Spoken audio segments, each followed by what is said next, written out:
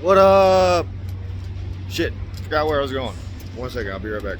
I'm back. All right. Not that I forgot where I was going. I forgot where I was. And I'm at the TA in Indiana, Motte, Indiana, or something like that. I don't know. It's 7:50 p.m. and I just got off duty, and I'm letting the moke out to the bathroom. See him right there? Right there, the moke. So I didn't think I was gonna have anything to talk about, but turns out I do. So I get out of my truck over there at Ilove's. Remember I had to go get a light bulb, you guys? Yes, I had a light bulb out. The right one went out, and then later on this week, same week, the left one goes out. What the hell? I don't know. We'll see if it's a trend. But anyway, I go to get a light bulb and I pop the hood. What did I do first? Oh yeah, I popped the hood and I'm messing with the light bulb, and I walk inside to TA or the Love's, the Speedco, to get a bulb, and they're like, "Oh, we ain't got one." The guy's like, "I couldn't find one. Wait for Josh or something to get back." So I'm like, "Damn it!" Right? And the truck I parked next to, which was right in front of the Speedco, had a dog in it, and Smokey was going crazy barking at it, you know. Smokey, get over here. Get over here. So, come on. 1 second, I'll be right back. So, anyway, like I was saying, Smokey was going crazy. He was barking at this dog. So when I left, I didn't think to grab my keys. And good thing I had my window cracked about this much, right? He locked the door on me. Freaking out on that. Freaking out on that other dog, weren't you, Moke? Huh? Freaking out. Freaking out. The Moke was. Look at him. Sitting pretty. He was freaking out. And locked the door on me, right? So I had the window down this much, and for some reason, oh yeah. And I'm trying to get my hand in there, and I can't get my arm in there. So this lady who's parked next to me, who has the other dog, locked out. I said, yeah. She's like, need a smaller arm? I'm like, oh, would you please? Her name's Dee. She's following my YouTube. So Dee, shout out to you, girl. Love you. You're awesome. So she tries reaching her arm in there and can't get it. She grabs this metal rod. It looked like it was a saw with two padded ends, leather strap ends. It looked like a saw of some kind. And she tries hitting the lock button. It wouldn't unlock. For some reason it was like jammed up or something. So, but I remembered that I always throw my keys on the dash in the front, so that way when I get out of the truck, I usually grab them just in case something like that happens. Just so happens this time I forgot them. Anyway, she gets them with, I claw underneath my side over here, and I had a hanger on the side box. So your truck has a side box, right? Underneath this bed is storage, and you get access from the outside with the side box. I had a hanger in there, a plastic one too. I hate wire hangers. Not no Medea pun either. The wire hangers jangle around in there, and you know, here's the driver's seat, here's my closet. The wire hangers like, it's annoying. It's annoying as shit. Fuck wire hangers. So I got plastic hangers. So I had a plastic hanger that fell down in behind the bed one day, and must have got stuck down there. Anyway, Dee, she grabs it, uses the keys to uses the thing, and she hooks the keys, and we're trying to get them out, and she's like, you drop it, it's on you, you know? And I'm like, no. We get it out, and Dee's a sweet lady, and I said, Dee, can I have a hug? And she gave me a hug. She's awesome. So get the thing all figured out, and then I want to go take a shower, right? So cool. I go inside, take a shower, and I'm waiting in line, you know. Go inside, take a shower, get out, come walking. Oh yeah, as I'm walking, that's what it was. Sorry, another thing I forgot. Tonight turned out to be an eventful night, you guys. Way more than I thought. Like I said in the last video, I didn't think I was gonna have anything to talk about. Turned out not to be the case. Had plenty to talk about. I'm walking up, and this guy, he's like, I was following behind him too close, and I was messing around my phone trying to check into the shower. And he stops, says, go ahead and walk in front of me, you know. I don't like people walking behind me either, I get it. And so, me being me, I love people, right? So I want to strike up a conversation with this guy. I'm like, hey, because he said he was pissed off. And I was like, hey, what's going on? He's like, oh, nothing, I gotta go driving this bullshit storm, da da da da da. I said, that's all right, man. Life happens for you, not to you. You're gonna come out. I said, you're gonna go through this storm, come out the other side of this, all the more better.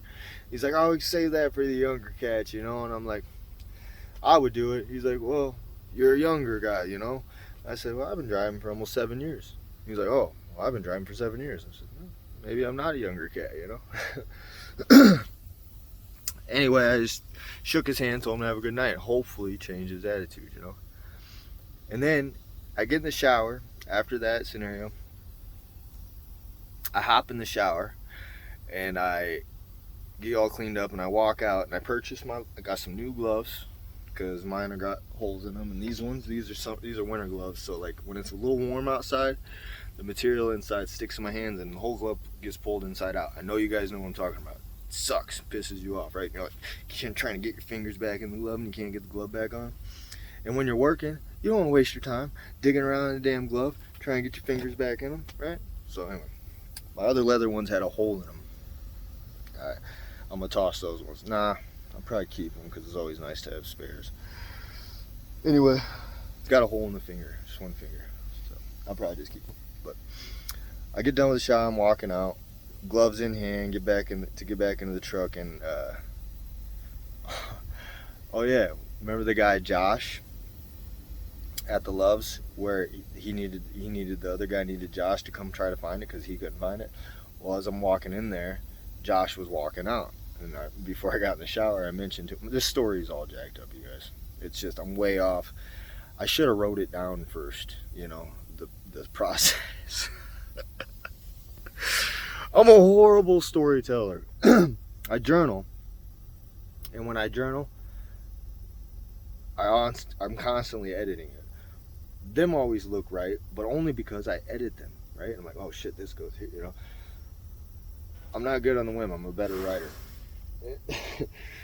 My story's way off. I'm all over the place. But anyway, the guy, Josh, who the other guy that the speed co was talking about, was walking out. I'm like, hey, you guys, da-da-da.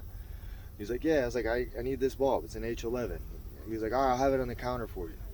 So anyway, fast forward again through all that. I'm walking up to the truck. I throw my bag in the truck, and I got my keys in hand, and I'm like, keys, you know. Dee was sitting next to me watching my YouTube videos. As I shared it with her. She said, isn't that the Loves in Indiana, not Kentucky? Yes, you guys, that Loves, Kentucky, I'll go back and edit it. It's Indiana, not Kentucky. She called me out on that. Walk back in, and the three guys, including Josh, were sitting outside. And he sees me, he's like, oh, hey, go ring this guy up. And he runs in to ring me up, and Josh goes look for the light bulb because he didn't put it on the counter. Slacker, Josh. He didn't put it on the counter. So, it all works out. Turns out good. Josh comes out, hey, don't ring him back. Don't ring him up yet. I'm like, oh, I'm not going to have a freaking low beam lamp. I'm going to drive all the way up to Portage, hour and a half north, without a low beam at dark time in the rain. Turns out he had a spare one just lying around in his toolbox. Gave it to me for free. That's $20, man. I'm a lease guy, so that shit comes out of my pocket, you know. He just gave it to me for free. Worked out. I hopped in the truck. I replaced the bulb. The second one this week. Replaced the bulb. Honked my Hornet D. On down the road. Now here I am at the TA in Indiana, DeMont or something like that. Making this video with you guys, tell you guys how it went. This night, you guys, today turned out to be so good, man. Like, it was full of so many experiences. The guys that unloaded my trailer, they were great. Real happy. They love my dog. Smokey's always a big highlight. Everyone loves Smokey. You guys have been awesome as well. The few that follow me. And Dee was cool. Josh was cool. And it just, worked out, man. Like, even though I had a tire and it was a $500 something expense because I did it. It wasn't the guy, because these are their trailers, right? This is my truck, their trailers. So if anything goes down with my truck, I pay for it. Anything goes wrong with their trailer, that's their trailer, you know. But I fucked up the tire, right? So like, I own that. I owned it. I'm not gonna sit there and try to lie and be a shiesty little schemer. I'll just own my shit and I'll fix. Look, integrity matters to me, so I owned it and let him know, hey, you know, I fucked up the tire. I'm gonna be the one. I'll make sure I'm the one who, you know, takes care of it. It wasn't your guys' fault. And yeah, I got the tire fixed. That cost me $500. And then, but in life, in circumstances or scenarios, situations like that, another thing I like to tell myself, as you guys know, life happens for you, not to you. But another thing I like to tell myself is turn a disadvantage into an advantage. So when things like that happen, I made the mistake taking a turn too hard. But in that, how can I take that and turn it into an advantage? So what I did was owned it. And they didn't even have to question, I want to pay for it. No, just go ahead and I'm going to pay for it, take care of it. So I took that disadvantage and I turned it into an advantage as much as possible, right? Which integrity means a lot to most men in this world. So when they hear that, you know, they know what kind of man that they're dealing with. They're dealing with an honest, straightforward man. I own my mistakes. Why? Why not? We should all own our mistakes. But I took that disadvantage, turned it into an advantage.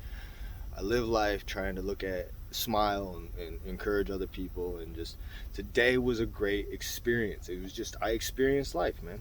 I experienced it and I lived it, and I conquered the challenges and I got through it all. And I'm working towards my goals still, striving, nothing stopping me, no back sets, no bullshit mindset that's gonna make people not want me to run their loads, you know, trying to be a snake and hide things.